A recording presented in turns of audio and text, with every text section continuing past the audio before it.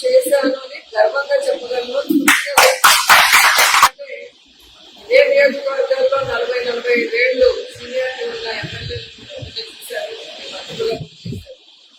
కానీ నాకు ఇచ్చిన 5 సంవత్సరాల కాలంలో 5 మండలాలు 2 మున్సిపాలిటీల్లో ప్రజలు ఏం కోరుతున్నారు మేజర్ గా అన్ని కూడా పూర్తి చేసి ఓపెన్ చేయడం అనేది చాలా హ్యాపీగా అనిపించింది.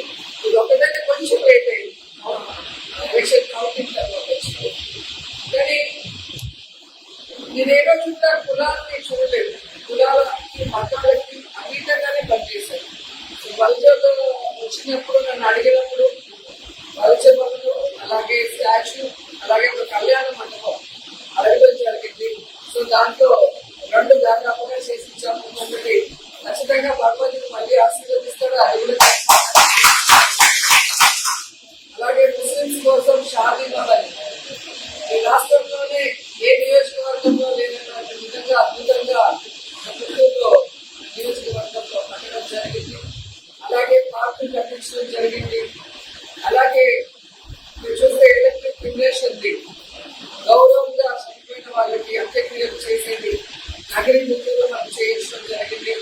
అలాగే చూస్తే రోడ్లు కానీ ట్రైన్స్ కానీ ఏ గడిగినా చేయడమే కాకుండా ముఖ్యంగా పాలిటెక్నిక్ కాలేజ్ పిల్లల కోసం చక్కటి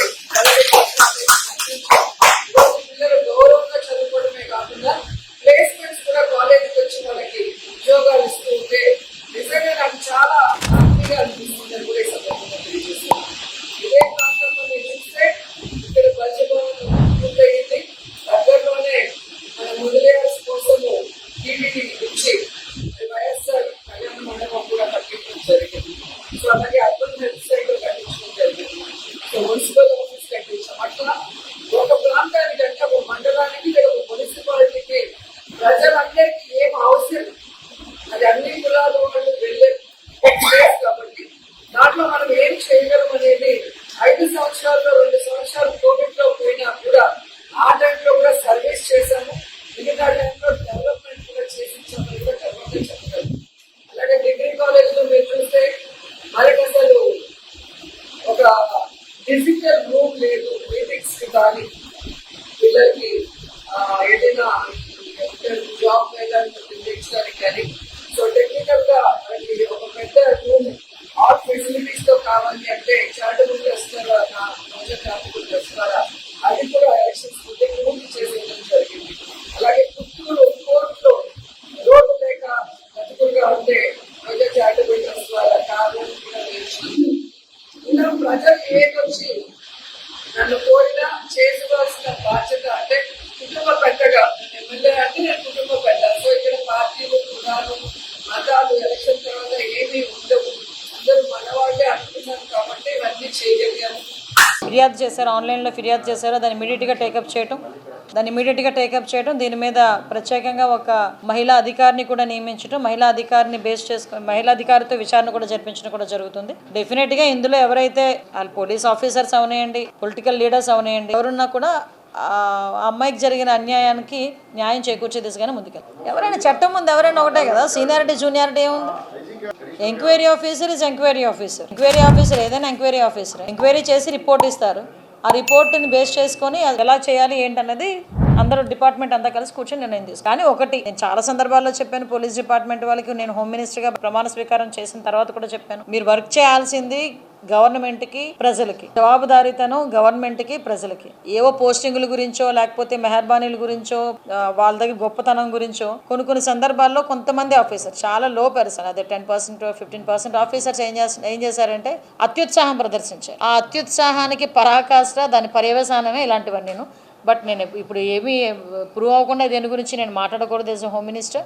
కాబట్టి విచారణ సాగుతుంది కాబట్టి విచారణలో ఏదైతే వివరాలు వస్తాయో దాన్ని బట్టి యాక్షన్ ఉంటుంది. అవును, ఏం లేదండి, ఎస్సీబీని పెట్టి ఒకటి లిటరల్గా అంటే ఎస్సీబీ పరిస్థితి ఎలా అయిపోయిందంటే, నేను మా పోలీస్ డిపార్ట్మెంట్ వల్ల నేనేమి కించపరచట్లేదు కానీ లాస్ట్ గవర్నమెంట్ వైఎస్ఆర్సీపీ గవర్నమెంట్లో పోలీస్ డిపార్ట్మెంట్ని కంప్లీట్గా నిర్వీర్యం చేసి వాళ్ళ సొంత పనులకు ఉపయోగించుకునే పరిస్థితి వచ్చింది.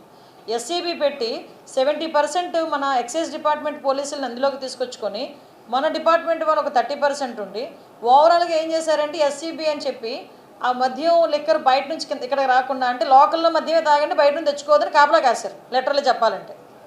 ఇసుక వ్యాపారం దగ్గర మద్యం వ్యాపారం దగ్గర కాపలాలు గాయించారు. కానీ ఎక్కడైనా కంట్రోల్ చేయగలిగారా?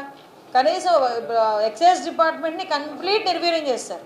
కనీసం వాళ్ళకి కేసు పెట్టే పరిస్థితి కానీ వాళ్ళని తీసుకొచ్చి లోపల కూర్చోబెట్టే పరిస్థితి కూడా వాళ్ళకి లేకుండా చేశారు. సో దీనివల్ల మనకు ఉపయోగం ఏమీ లేదు. కాబట్టి మళ్ళీ ఎక్సైజ్ డిపార్ట్మెంట్ని స్ట్రెంథెన్ చేయాలి. కాబట్టి యాస్టీస్గా సెబ్ని క్లోజ్ చేసి మళ్ళీ ఎక్సైజ్ డిపార్ట్మెంట్కి స్ట్రెంథెన్ చేస్తారు.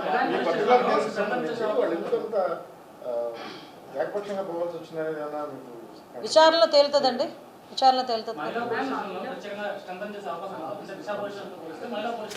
దిశ పోలీస్ స్టేషన్ అన్నది వాళ్ళ పేరు. మహిళా పోలీస్ స్టేషన్ బోర్డులు మార్చి దిశ పోలీస్ స్టేషన్ పేరు పెట్టుకున్నారు. ఇప్పుడు ఆ దిశ యాక్ట్ అనేది లేదు, ఏమీ లేదు. కాబట్టి మేము తిరిగి మా యథాస్థానంలో మహిళా పోలీస్ స్టేషన్స్ ఏర్పాటు చేశాం. ఆ మహిళా పోలీస్ స్టేషన్స్లో ఇంతకుముందు ఎటువంటి కార్యక్రమాలు అంటే ఎటువంటి ఎఫ్ఐఆర్లు వచ్చేవి, ఎటువంటి చర్యలు తీసుకునేవారు, యాజ్ టీస్గా అవే జరుగుతాయి.